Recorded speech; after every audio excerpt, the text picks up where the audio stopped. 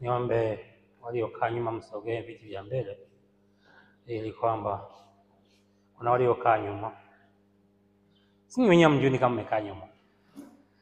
Ni darasa lipi ambalo wanakaa nyuma? Kaeni mbele. Kaeni mbele. Wanafunzi wao wanakaa mbele. Kaeni mbele. Basi na wasalimu katika jina la Yesu. Nianze kuwakaribisheni, karibuni nyinyi nyote. Pia karibu Abiudi. Karibu pia mchungaji Chimanga wa Chimanga. Salimia mara moja. Bwana Yesu asifiwe. Amen. Bwana Yesu asifiwe. Amen. Karibu sana. Karibu sana. Basi tunayo furaha kubwa siku ya leo kuweza kulisoma neno la Mungu na kujifunza kwa makini sana. Ni habari, tunakwenda kusoma habari za miaka iliyopita, lakini ni habari zinazotuhusu sisi.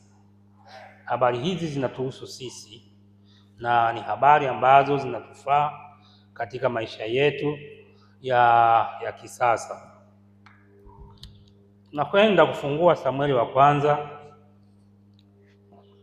Samueli wa kwanza sura ya 17. Samueli wa kwanza sura ya 17 na mstari wa kwanza hadi 54. Samueli wa kwanza sura ya 17 mstari wa kwanza hadi 54. Sio maneno ya kitoto hayo, maneno ya kiutu uzima ambayo ni ya kilokole kweli.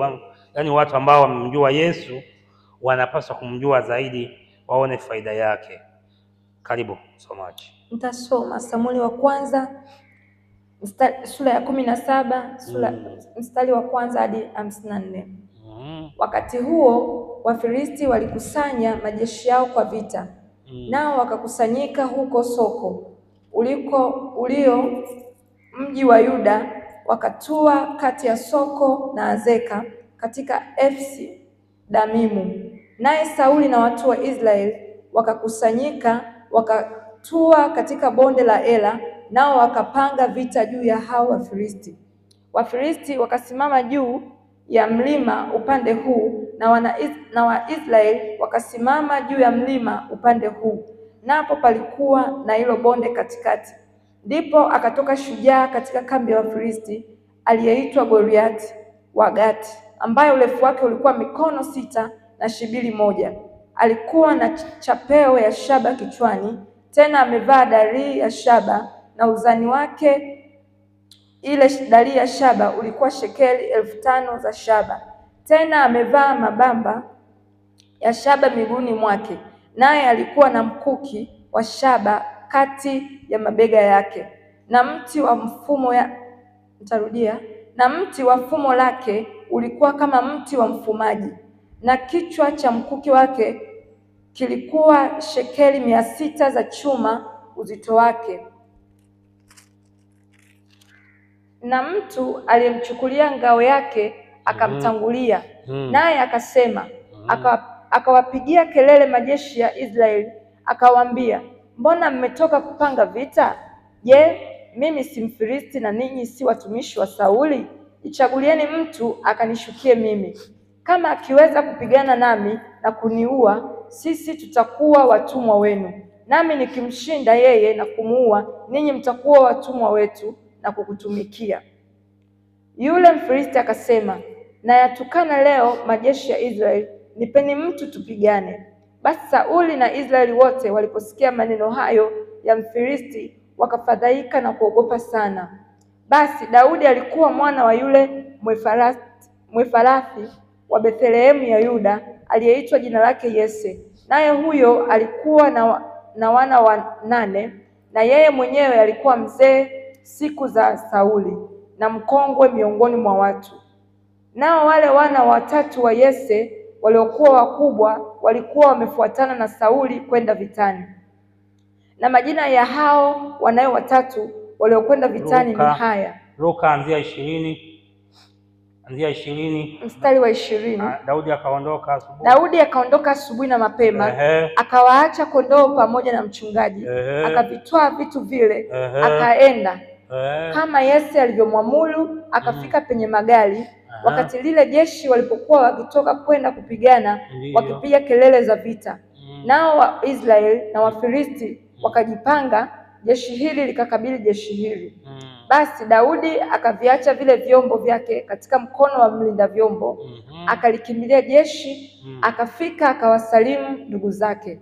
Hata alipokuwa akisema nao, kumbe yule shujaa alitokea, yule Mfilisti wa Gathi, jina lake Goliati, akitoka katika jeshi la Wafilisti, akasema maneno yale yale, naye Daudi akayasikia.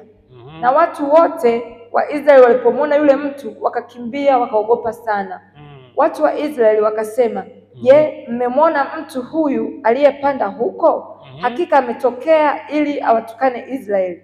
Basi itakuwa mtu yule atakayemuua mfalme atamtajirisha kwa utajiri mwingi, naye atamoza binti yake na kuifanya mbari ya baba yake kuwa huru katika Israeli.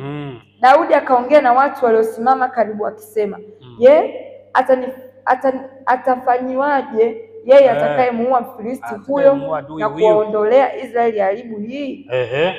Maana Mfilisti huyu asiyetahiriwa ni nani hata awatukane majeshi ya Mungu aliye hai?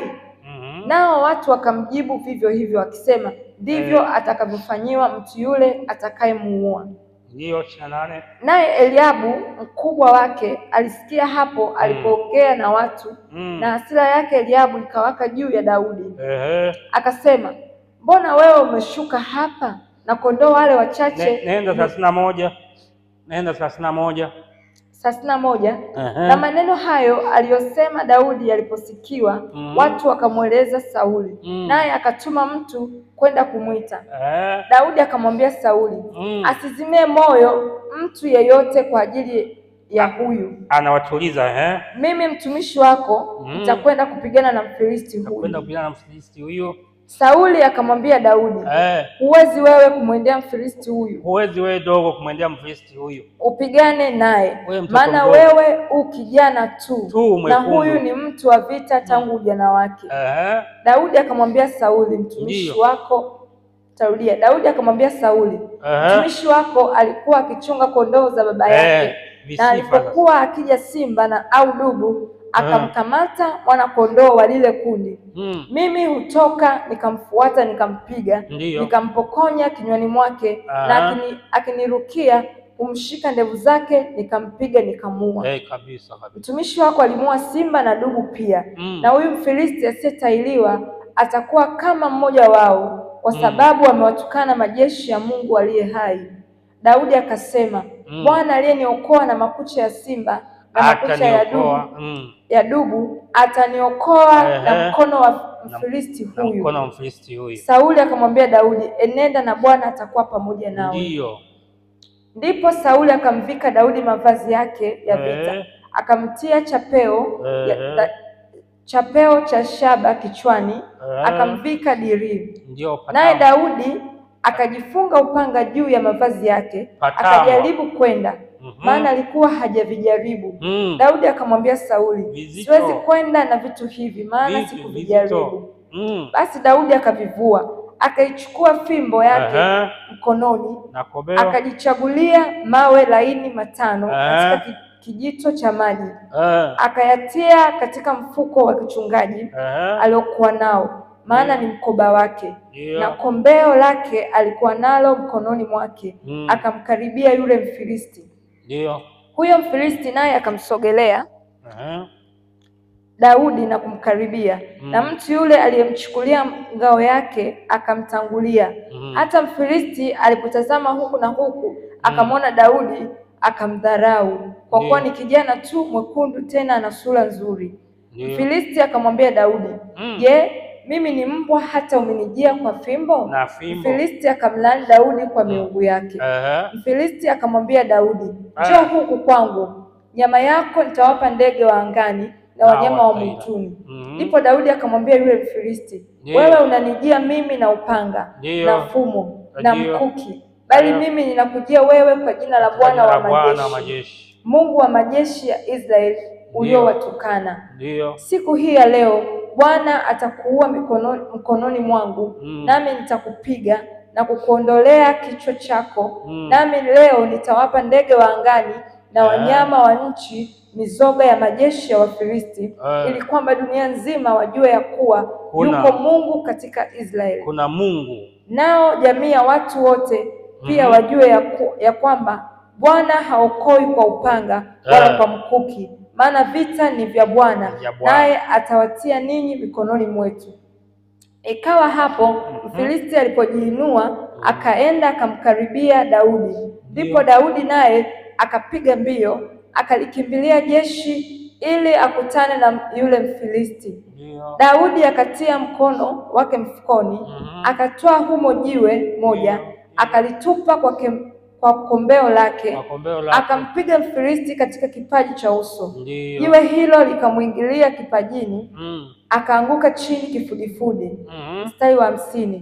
Hivyo Daudi akamshinda yule Mfilisti kwa kombeo na jiwe, akampiga Mfilisti akamuua, walakini Daudi hakuwa na upanga mkononi mwake.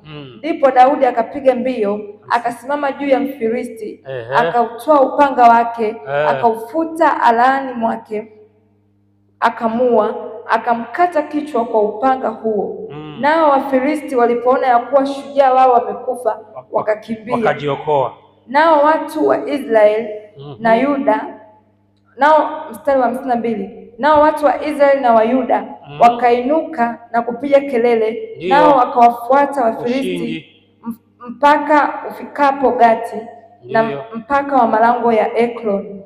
Nao majeruhi wa Wafilisti wakaanguka kando ya njia iendayo Sharimu mpaka. Asante sana. Tumeshasikia habari hizo. Hebu tumshukuru Mungu. Tunakushukuru Mwenyezi Mungu kwa upendo wako mwingi.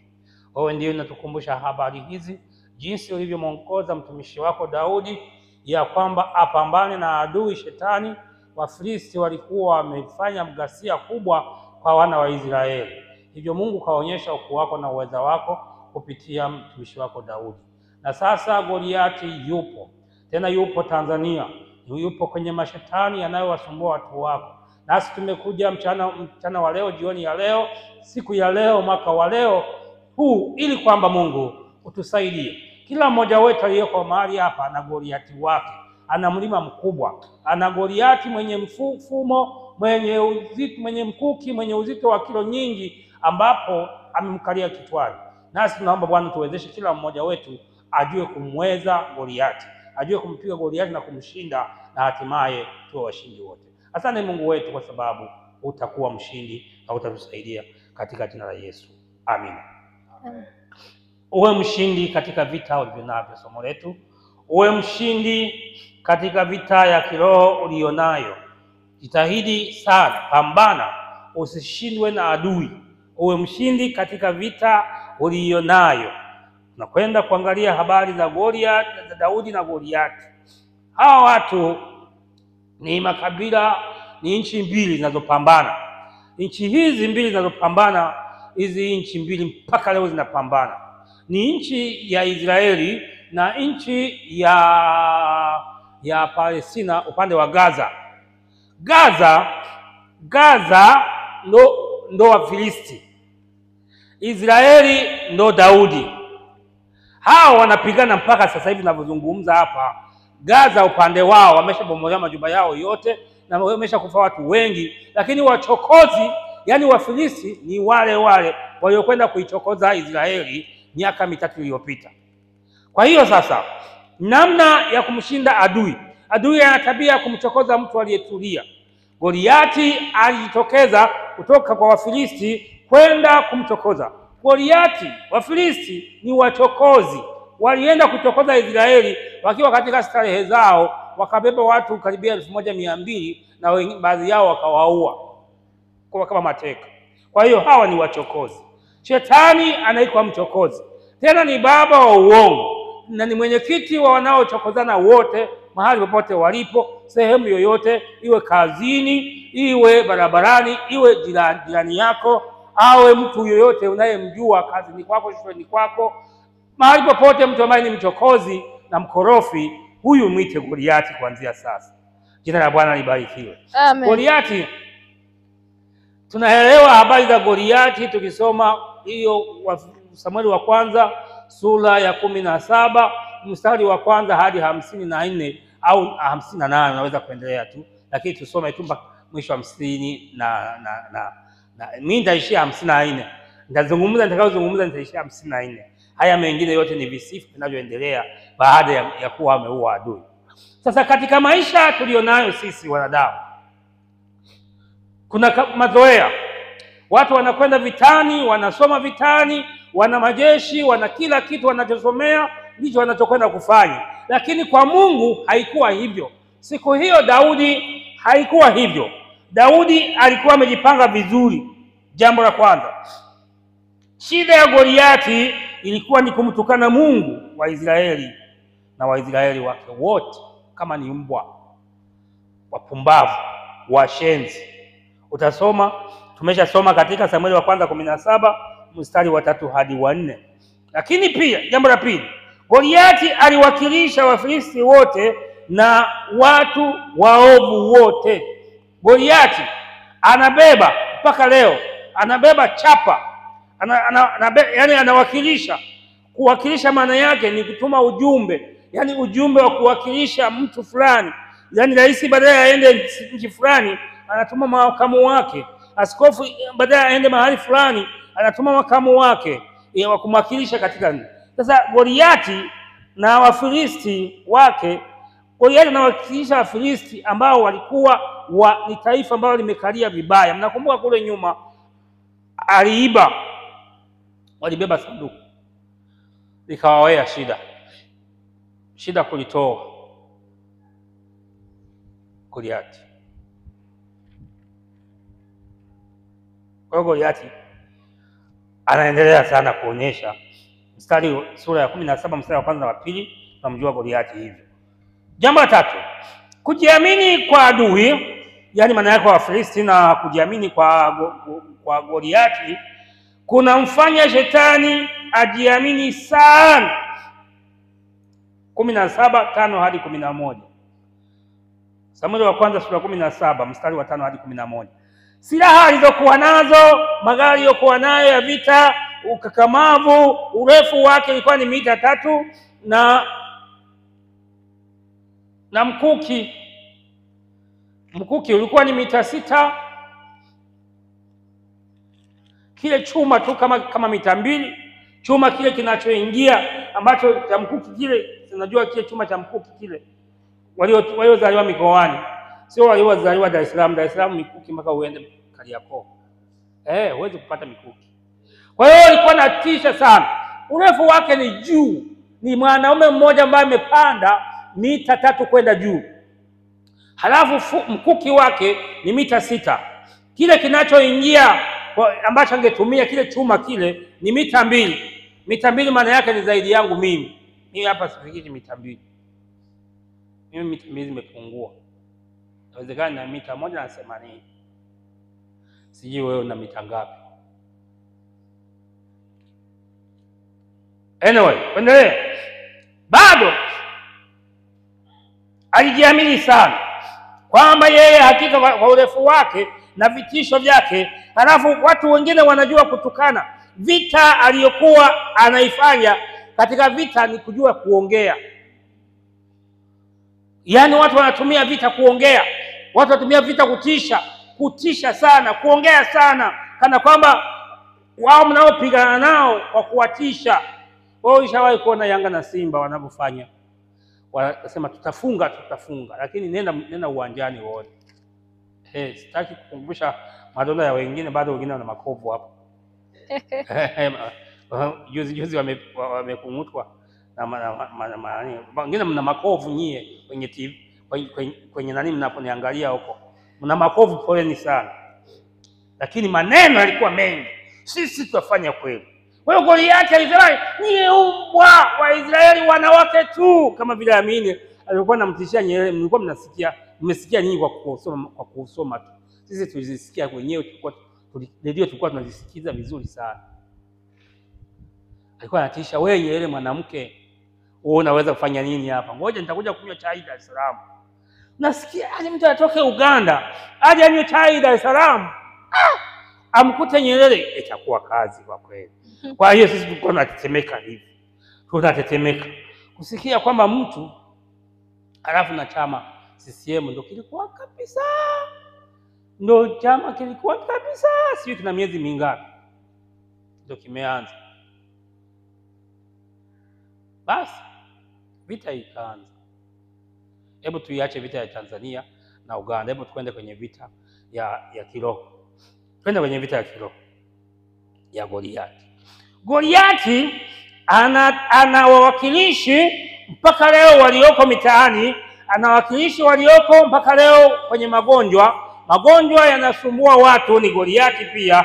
Alafu kukosefu wa kazi pia ni Goliati. Alafu kukatishwa tamaa na ukata tamaa, ile tamaa unakatishwa na Goliati, tamaa mbaya. Lakini Daudi anachukua nafasi ya kutia moyo. Anasema katika jina la Yesu, jina la Bwana Mungu wa Israeli, haiwezekani tutashinda vita. Tutampiga huyo jamaa na urefu wake. Leo ndege wangani watamla. Wakati yeye Daudi amemwambia watamla Daudi nyama, yeye anamwambia subiri uone mwenyewe.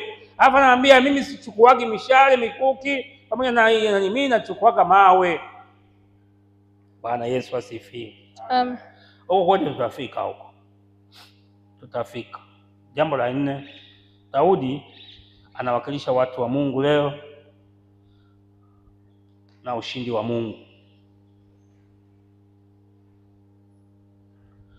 Samueli wa kwanza 17:12 hadi 19.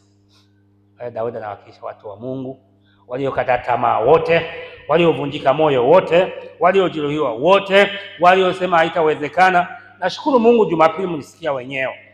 Mtu aliyekuwa amekata miaka 20 na ngapi? 9. Hapa kuna umri wa mtu hapa. Yaani kuna umri wa mtu hapa. Kuna umri wa mtu. Miaka 24 jamaa yupo tu, hazai. Miaka 24. Wewe angekuwa wewe ungefanyaje? Kwa kweli hata kama angekuwa mimi pia. Hata mimi. Mungu nisaidie. Ila majaribu yawezekana, majaribu nionayo mengine yanaweza yakawa kama hayo. Ndio Goliati wake aliyekuwa hivi. Huyo alikuwa ni Goliati wake. Kwa hiyo tumesikia. Kumbe Daudi anawakilisha watu wote wanaopambana vita na wakashinda. Tuangalie sasa ushindi wa Daudi ni ushindi wetu. Halafu ni ushindi utokao kwa Mungu. Daudi alipokuwa anapambana alikuwa anaokoa taifa la Mungu. Sisi tunapokuwa tunapambana tunakomboa roho na nafsi ambazo Mungu ametupa ili zirudi kwake. Zisiende jehanamu. Imani mnanielewa? Tunapambana, tunamwomba Mungu atusaidie ili nafsi zetu, roho zetu ziende kwa Mungu ili kwamba zisije zikaenda kwa shetani. Swali, je, ninyi mnaweza kwenda kwa shetani milele? Watu kama hawamwamini Kristo wanaweza kwenda kwa shetani milele kwa sababu wamekataa amani ya Kristo, upendo wa Kristo, nguvu ya Kristo, roho wa Kristo, uzima wa Kristo, wameukataa. Wanaweza kwenda jehanamu. Sasa tunaangalia sasa jambo la kwanza.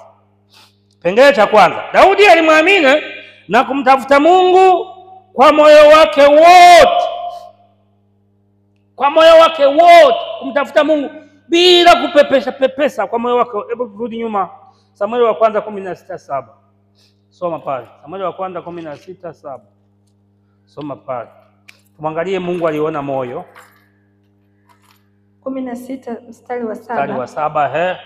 Lakini Bwana akamwambia Samueli. Usimtazame uso wake. wala urefu wake na kimo chake, kwa maana mimi nimemkataa Sauli. Bwana haangalii kama binadamu waangaliavyo, maana wanadamu hutazama sura ya nje, bali Bwana hutazama moyo. Mstari wa 8 soma. Ndipo Yese akamwita Abinadabu, akampitisha mbele ya Samueli, naye akasema, huyo siye, Bwana hakumchagua huyu. Ndipo Yese akampitisha Shama, naye akasema, wala Bwana hakumchagua huyu. Nenda 11. Kisha Samueli akamwambia Yese, watoto wako wote wapo hapa? Naye akasema, amesalia mdogo wao, na tazama na wachunga kondoo. Ndio. Basi Samueli akamwambia Yese, tuma watu wamlete, kwa sababu hatutaketi hata atakapokuja huko. Mstari wa 11, 12. Mstari wa 12, basi akatuma mtu, naye akamleta kwao. Naye alikuwa mwekundu, mwenye macho mazuri, na umbo lake lilikuwa la kupendeza sana. Bwana akasema, ondoka umtie mafuta, maana huyu ndiye. Sasa Daudi kafupi, umri wake Daudi miaka 15, kazi yake kuchunga. Wale wakina Eliabu na wale wakina nani wengine watoto 7 wote ni wanajeshi wa jeshi la Sauli, na Sauli alikuwa amepanda. Sauli ni mtu mzuri. Sauli ameahidi kwamba wakati wa vita atakayeshinda vita hiyo ya siku hiyo, maana vita ni kali. Halafu kuna huyo jamaa wa Gati, huyo Goliati, atakayeshinda atampa mali, dhahabu, fedha, nusu ya nchi, halafu atamwozesha mke. Ukweli tunakumbuka katika Biblia, huyu Sauli alimpa mke mtoto wa kwake mwenyewe, alikuwa anaitwa Mikali. Jeuri sana, matata sana. Ukiendelea kusoma utakuja kuona huko mbele. Alimpa kama mtego, na siku moja aliambia kamuue, ni jeshi kamuue Daudi, kwa sababu Daudi atalisi haraka nchi hii, maana wanampenda duniani na ni nchi nzima wanampenda. Sasa Daudi Mungu akamjalia mke wake yule pamoja na ubabe wake, akaweka kinyago kinachofanana na Daudi, akilaza, akifunika shuka. Wanajeshi wakatinga huko na huko, mwanaume ameshatolewa dirishani. Alipotaka kunini kutoka nje, yeye akatoka kupitia dirishani, wao wamezunguka tu, akapitia dirisha la nyuma huyo safari. Kwa hiyo yakabaki yanamezungira nyumba. Alipokuja kumchukua Daudi, yakakuta Daudi ni kinyago cha Daudi kimebakia kitandani tu, kumbe amewasaliti. Siku nyingine Sauli, ukiangalia hii 16, sura hii ya 16, unaweza kuona jinsi Sauli alivyopandwa na pepo. Pepo likampanda, ilivyompanda pepo akataka kumuua Daudi, maana alishaona Daudi huenda Mungu anampenda kuliko Sauli, na Sauli kazi yake ni mbaya mno.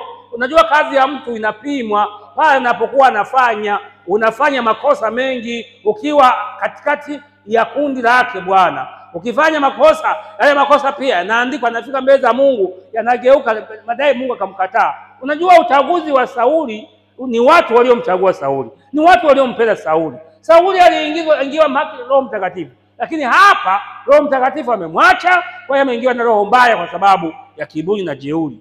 Kwa hiyo watu walitaka mfalme kama nchi zingine. Kwa hiyo sasa amepata Sauli. Sasa Sauli amefanya madudu, Roho wa Bwana amemwacha. Kwa hiyo sasa ataponaje? Sasa anaanza kuwa na wadui na Daudi. Daudi kazi yake kubwa ilikuwa mpiga kinubi na kuchukua kondoo wa baba yake. Kwa hiyo ndio kazi yake. Kwa hiyo siku moja alikuwa anapiga kinubi. Akapiga kinubi, Sauli roho mbaya ikampanda, akachukua mkuki, akamlenga kwenye moyo, akamlenga Daudi akakwepa kidogo, ikamata ukuta. Kwenye hii sura ya 16, naomba uje usome baadaye kwa muda wako, utakuja kupaona. Ameandikwa hapa, mbona mimi nimepasoma leo? Mimi nimepasoma. Kwa hiyo sasa hebu twende sasa tuangalie. Bwana anaangalia, Bwana haangalii kama binadamu wanavyotazama. Mwambie usitazame uso wa mtu. Hapa usiangalie pendeza wa mtu. Hapa usiangalie urefu wa mtu. Bwana yeye haangalii kama kwa nje kama binadamu wanavyoangalia. Bwana yeye anaangalia ndani. Ndio maana tupo. Ndio maana tuko madarakani, ndio maana tunafanya kazi ya Mungu. Bwana haangalii walikuwepo watu wengi. Kwa kweli kama mimi Bwana alining'ang'ania sana, angeniacha tu nikaendelea na shughuli zangu nilizokuwa nazo, kwa sababu nilikuwa nimependa nione ile ghorofa likubwa kama ile zaidi ya 2. Yaani hapa ninapozungumza hapa, yaani kama unaelekea Tegeta, huwezi kufika barabara kubwa hujapita sehemu ambayo nilikuwa nimeomba kununua, lakini nilizulumiwa na hela zikapotea jumla. Ili nimtumikie Mungu. Huwa nataka kununua tuseme kujenga magorofa, halafu fanye kazi yangu. Kwani ngoja nikuonyeshe. Tunafanya kwa nguvu. Kata na hizo hela. Hautazipokea tena. Hizo hela zililiwa kabisa zote za viwanja viwili. Mama watoto ni shahidi kwa sababu picha zake zipo, zilienda picha zake na fomu tulijaza viwanja viwili ya pamoja ili tuje tupige magorofa ya nguvu ya uhakika, tusikae huku tete. Lakini Bwana alikuwa ameandaa kwamba sisi tupige kazi ya Mungu. Jina la Bwana libarikiwe. Kwa hiyo Daudi amechaguliwa na Mungu, ila Sauli hajui kwamba Daudi amechaguliwa na Mungu. Goliathi ndo kabisa anaona utoto na wekundu, anamwambia wewe dogo, wewe mwekundu unakuja na fimbo tu kama fimbo ya kuchunga mbuzi. Ngoja wewe nitakuonyesha nyama yako italiwa na kunguru leo utakuwa kitoweo. Kumbe hakujua kama kitoweo ni yeye mwenyewe. Ile panga ile ilikuwa ile chomolewa, akapanda juu kama anapanda mlima Kilimanjaro, akaenda kachinja shingo. Kwa hiyo Goliath halipo mpaka leo. Habari imeandikwa hii habari imeandikwa kwamba watu wanapokuwa mbele za Mungu wana ushindi na ushindi utawasaidia. Nasi tuwe na moyo wa kumtafuta Mungu na kumwamini Mungu kila wakati. Na sisi hapa na wewe ukiwemo, tuwe na moyo wa kumtafuta Mungu atushindanie. Kama sisi, ina maana sisi tulikuwa tunagombea kupata vitu vingi hapa. Ninyi wenyewe Jumapili mliona tulikuwa na wageni kibao. Wageni walitoka, baada ya kutoka wasema hivi kweli kanisa liko Dar es Salaam hili liko Dar es Salaam hili. Yaani wachungaji wangekuwa wanatembelea kanisa hili wangejifunza vitu vingi. Sasa mimi sijui wangejifunza nini, sielewi. Kwa hiyo Daudi anawakilisha watu wote wanaofanya vizuri ambao wanamtafuta Mungu. Hebu tuone katika kitabu cha Mambo ya Nyakati ya Kwanza 16 mstari wa 10 hadi 11. Mbele kidogo. Nyakati wa Kwanza 16. Nyakati ya Kwanza, Mambo ya Nyakati ya Kwanza, utavuka Wafalme 16 mstari wa ngapi? Mstari wa 10 hadi 11. Angalie pale. Daudi alizingatia hili jambo. Samueli Daudi. Mambo ya Nyakati. Mambo ya Nyakati wa Kwanza 16 mstari wa 10 hadi 11. Jisifuni kwa jina lake takatifu. Kwa jina lake takatifu. Na ufurahi moyo wao. Na ufurahi moyo wa jamaa hao wamtafutao Bwana. Endelea. Mtakeni Bwana na nguvu zake. Mtakeni Bwana na nguvu zake zote. Utafuteni uso wake siku zote, msipumzike. Sawa Stefano? Siku zote. Siku moja miaka ya nyuma, kabla sijaanza uchungaji, nilikuwa na sali sehemu fulani na nilikuwa karibu na mchungaji, na mara nyingi sana niliongoza ibada hapa Dar es Salaam. Nilishangaa siku moja nilikuwa ninaongoza ibada huku nacheza stand. Kuna stand moja pale, inawezekana ilikuwa ni Wazo. Pale Wazo kulikuwa na kituo, zamani sana kulikuwa na kituo pale. Kwa hiyo nilijikuta pale nikiwa naenda mjini. Nilijikuta na mimi nafanyaje? Naimbisha pale. Sasa watu waishangaa, wanaona ninaimbisha na kitambi kikubwa. Anaona mimi naimbisha. Kumbe hakuna shituka hivi. Kumbe siko kanisani, niko barabarani. Mtakeni Bwana na nguvu zake, kumbukeni fadhili zake na amani zake. Ndiyo Daudi alikumbuka maneno haya, akasema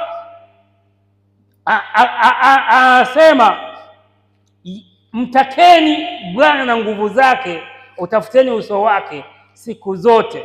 Hakuna kitu kinachopendeza kama hicho.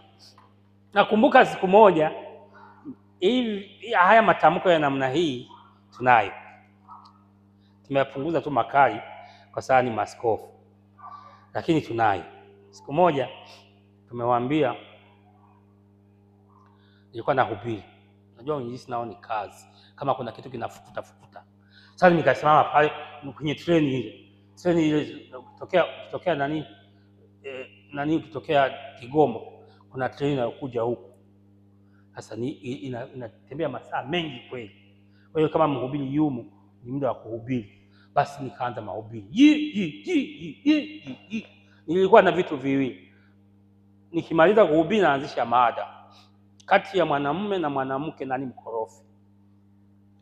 Naanzisha mada, inachukua masaa 6-8 mpaka watu wanaamka, yani makapu ya mandazi, makapu ya ndizi, makapu ya vipande vya kuku, vyote viko pale. Sasa kila mmoja anakuja kuleta, anakuja kutoa sadaka ili nile Israeli usingizi.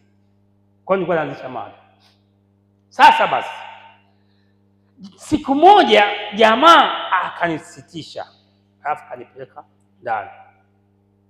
Aliponipeleka ndani kule kwenye treni kule, basi nikafunga kale kachumba kale, nikamwambia, nikachukua rungu nikaiona pale, nikamwambia hii hapa basi, anza kazi yako kunipiga, anzia hapa ndo nitaumia sana. Nikampangia atakupiga ndo nitaumia sana. Alafu mkuu wake anashangaa, kwani nini? Sema huyu jamaa amenikuta na hubiri. Wakaniuliza una vibali vya kuhubiri? Kasema ninavyo. Vibali gani? Mimi na vibali vya kuhubiri Tanzania yote. Yote, sehemu yote wanakuzungumza Kiswahili na vibali vya kuhubiri hapo. Basi achana hayo mambo. Mchungaji, achana hayo mambo. Tuendelee kula karanga. Yaani wale jamaa wako wanakula karanga zile za maganda zile. Kwa hiyo mimi nikaingia nikaanza kushambulia. Nikamwambia, bwana, huyu jamaa huyu tutakuwa naye sahani moja leo, yeye na mimi, ama zangu ama zake, ama zenu ama zao. Kwani ni nini bwana? Alichokosea si ametumia mamlaka yake kusitisha roho za watu. Bwana akaniuliza, sasa amekosea wapi? Ndiye amekosea. Kwani nilikuwa natangaza ubaya? Nilikuwa naleta na vuruga amani? Nilikuwa nahubiri Injili. Amekosea wapi? Nikamtajia ile sehemu ya Mathayo ambayo wanajeshi walimuuliza, na sisi tufanyeje Bwana Yesu? Na sisi je, tufanyeje? Asema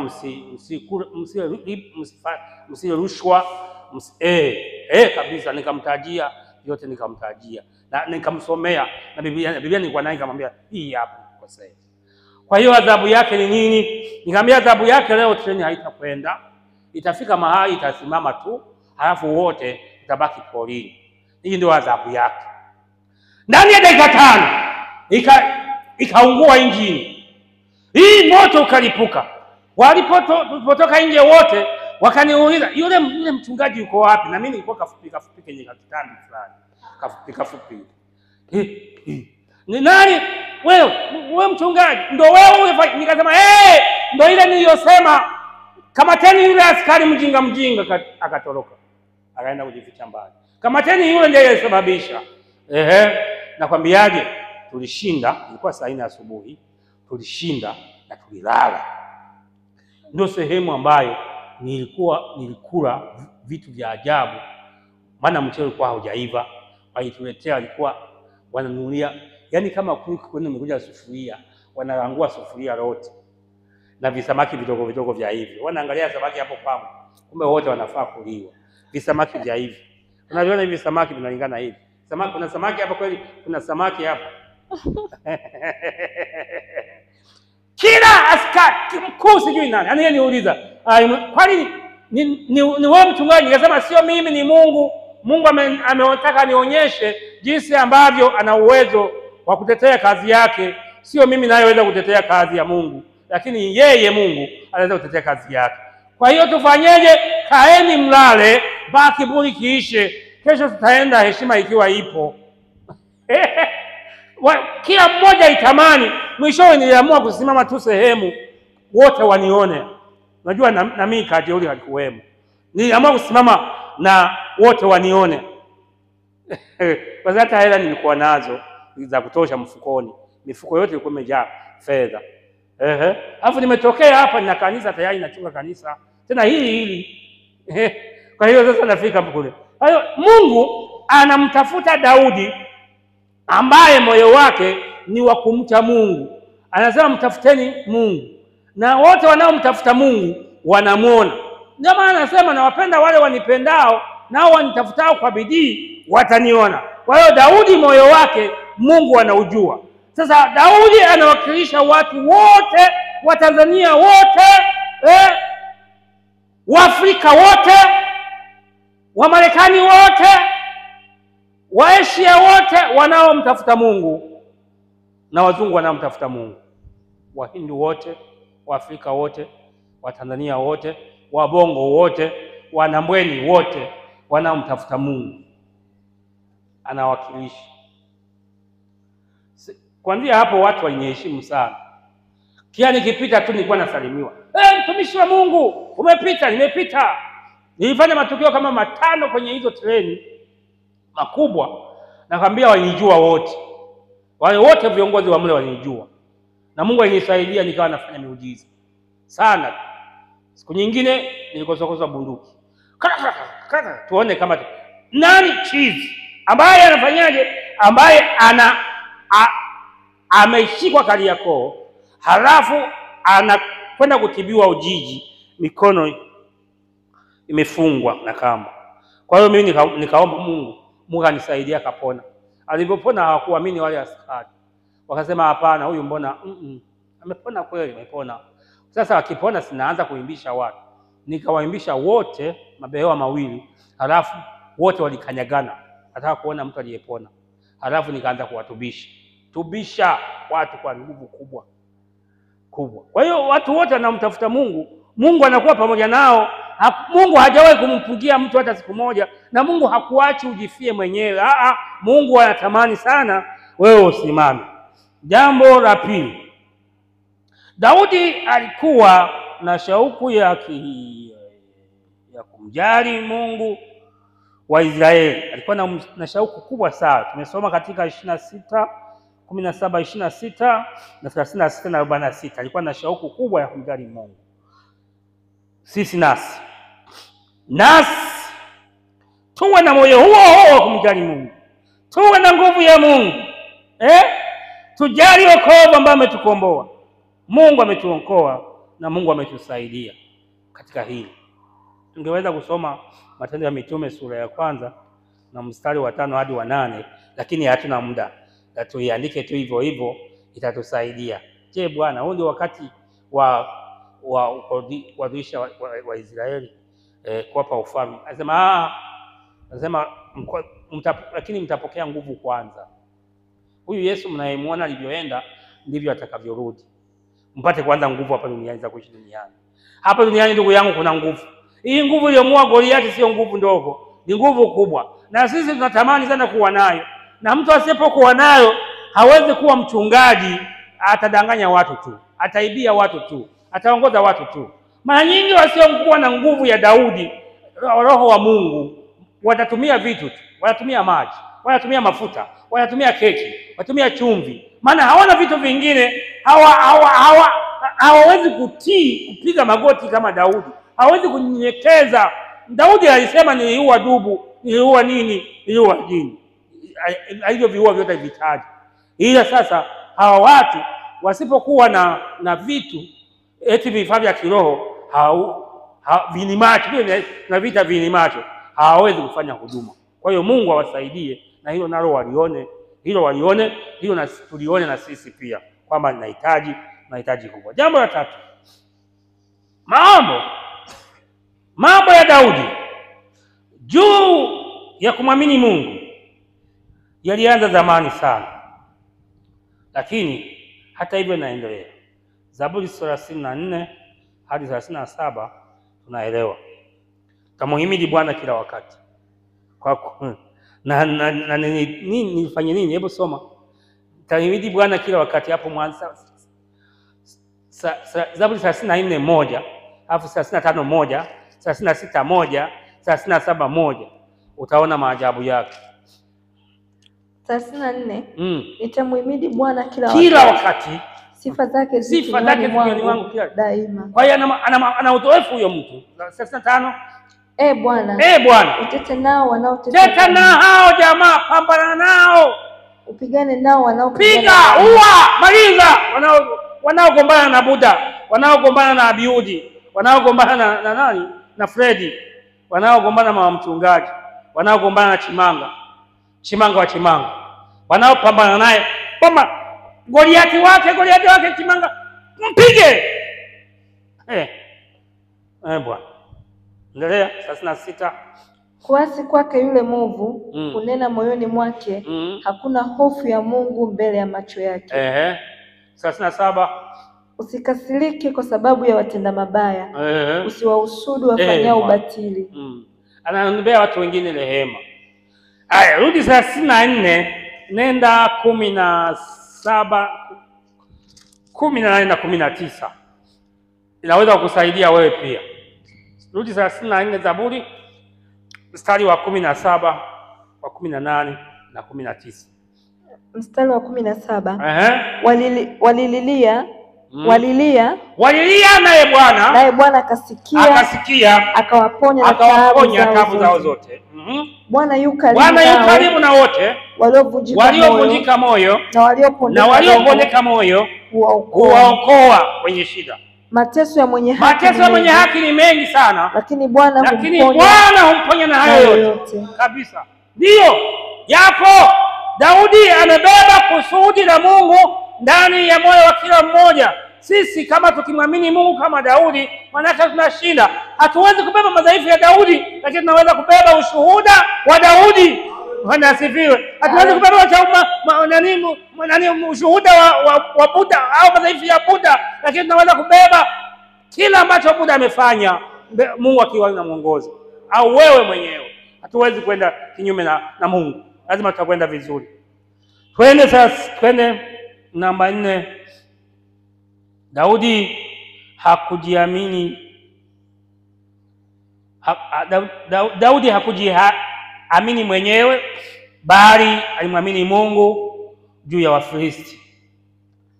Daudi hakujiamini mwenyewe. Hakusema mimi si nini, hakutisha, yani hakuweka vitisho, kwa sababu alijua tu huyu Mfilisti, yani mawe tu 5, moja tu litamuondoa uhai. Kwa hiyo Daudi hakujiamini. Ila Goliati alisema ngoja mimi nitakuonyesha. Mimi subiri, hebu cheki kifua changu hicho, cheki mguu wangu tu, cheki nini. Lakini kila kitu cha Goliati alikisifia sana. Ila Daudi alisema kwa jina la Mungu wa Israeli na kupiga. Ndio akaanza kuzungusha ile kobeo lake na jiwe. Yaani jiwe hata wewe mwenyewe ilikupiga jiwe hauwezi kufa. Jamani, ni ukweli kabisa. Hata wewe mwenyewe jiwe likikupiga la kurushwa huwezi kufa. Lakini yeye alikufa kwa sababu alikuwa ni jiwe kutoka kwa Mungu. Wengine nimeona wakibuni wanasema yale mambo mawe 4, si moja ni ya familia, ya kulinda familia, si moja ni wametengeneza vitu. Wewe acha tu. Wewe acha. Kwenye uongo wa Biblia watu wengi ni waongo sana. Wametengeneza ili kwamba watu waamini mawe. Ni jiwe moja tu ambalo lilikuwa na uhai wa kuweza na nguvu ya Mungu wa kuweza kumuondoa Goliati. Katika mambo ambayo mtu alionayo, kuna jambo moja tu, kuna kitu kimoja tu ambacho anacho cha kumpiga adui shetani katika maisha yake. Twende. Sisi tumtegemee Mungu wa Israeli, naye Mungu atatusaidia, atatupigania. Wakorintho wa pili 10:3-5. Tusome Wakorintho wa pili 3-5. Wakorintho, waraka wa Paulo kwa Wakorintho wa pili 3-5. Waraka wa pili wa Wakorintho 3:10-3-5. Nitasoma. Maana ingawa tunaenenda katika mwili, hatufanyi vita kwa jinsi ya mwili. 4. Maana silaha za vita vyetu si za mwili, bali zina uwezo katika Mungu hata kuangusha ngome, kiangusha mawazo. Ndiyo. Na kila kitu kijiinuacho kilichojiinua kijiinuacho juu ya elimu ya Mungu.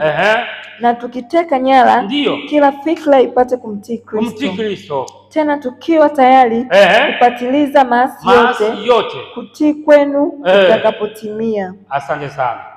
Ingawa tunaenda katika mwili, hatubebi mikuki, silaha za jadi, mizinga pamoja na vifaru kwa ajili ya kupigana, bali sisi nguvu zetu ni za kiroho, zinatoka katika ulimwengu wa roho. Naomba Mungu atusaidie, atusimamie na vitu vyetu vyote tunaviweka katika ulimwengu wa roho. Nafikiri hili umeelewa vizuri sana. 5 la mwisho nasema tuongeze imani kama Daudi, tuyashinde majeshi ya Goliati. Samueli wa kwanza 16:3 tutasoma. Anasema Daudi anategemea nguvu za Roho Mtakatifu, na asitegemee nguvu za Roho Mtakatifu sana, naye atatusaidia. Daudi anategemea nguvu za Roho Mtakatifu, na asitegemee nguvu za Roho Mtakatifu sana. Tutasoma vitabu viwili hapo tutakwenda kumaliza. Efeso 3:20 na Wafilipi 4:13. Hapo pote ninayaweza katika yeye nguvu. Daudi alimtegemea Mungu, nasi tumtegemea Mungu. Efeso 3:20. Basi atukuzwe yeye awezaye kufanya mambo ya ajabu mno, awezaye kufanya mambo ya kutisha kuliko yote tuyaombayo au tuyawazayo, kwa kadri ya nguvu itendayo kazi ndani yetu. Kabisa, atukuzwe yeye, ainuliwe, asifiwe. Na ndiyo maana kwenye hili huwa tunakuwa wachache kwenye kumtukuza Mungu. Huwa tunakuwa wachache sana. Jumapili tunakuwa wengi, lakini si wote wanaomtukuza Mungu. Kila mtu ana jambo lake. Jumapili kila mtu ana jambo lake. Kuna mtu ambaye ana nguo mpya. Hakuja kuonyesha. Kuna mtu ambaye ameenda saluni vizuri, amepiga nani mchongo. Sina hata mtu wa kuuliza mitini. Labda msuchi yupo hapo. Mtindo gani? Kuonyesha nini mnaosuka. Hebu. Weka maiki. Onyesha miti. Yebo. Mtindo mwingine. Mtindo mwingine. Mwingine tena. Twende kilioni. Umeona? Lakini kumtukuza Mungu hakumo. Wafikia kumtukuza Mungu. Hata wewe mwenyewe Jumapili sinakuja sikesho kutwa. Angalia, tutakuta mtu tu anaangalia hivi. Hataki kujitesa kwa sababu makeup is stock. Hataki kujinini makeup is stock.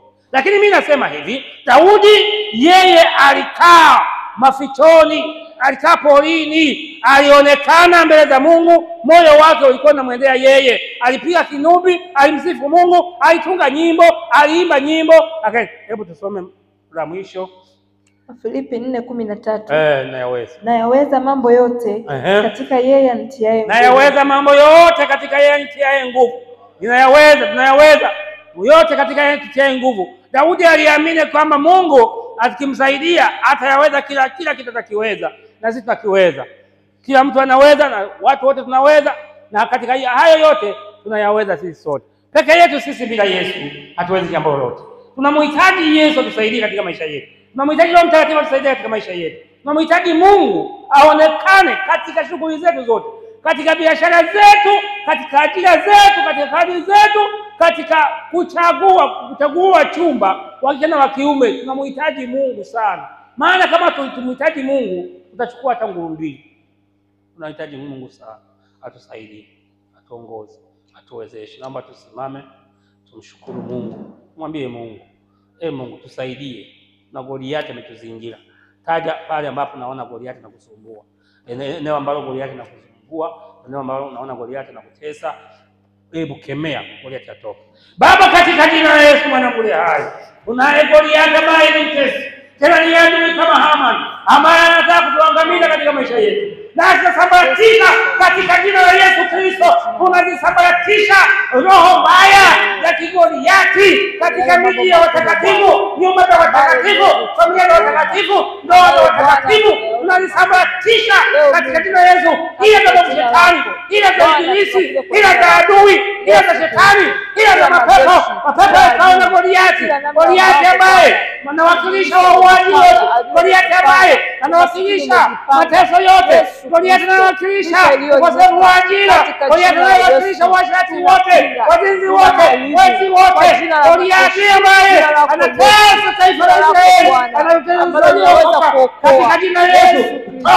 Katika jina la Yesu tunakemea, katika jina la Yesu waumini wao salama, ndugu wao salama, wapendwa wao salama, kila mtu mboloma katika jina la Yesu. Tanzania iwe salama, iwe na amani, Dar es Salaam iwe na amani, ile na Goliathi ni muuaji, mauti iko juu kama Goliathi alikuwa juu ya Waisraeli, na sisi tumeona Goliathi ana nia mbaya ya kuangamiza Dar es Salaam, kuangamiza Tanzania. Katika jina la Yesu toka Goliathi ndani ya Tanzania, toka ibilisi, toka mapepo, toka kuzimu, toka mashetani ya kila aina, toka kwenda zako, kwenda zako, kwenda zako. Ni mamlaka, ni mamlaka yote kushindania yetu. Ayo mtakatifu Mungu atusaidie, atuongoze, atuwezeshe. Naamini Bwana Yesu utatupigania, utatusaidia, utatuimarisha.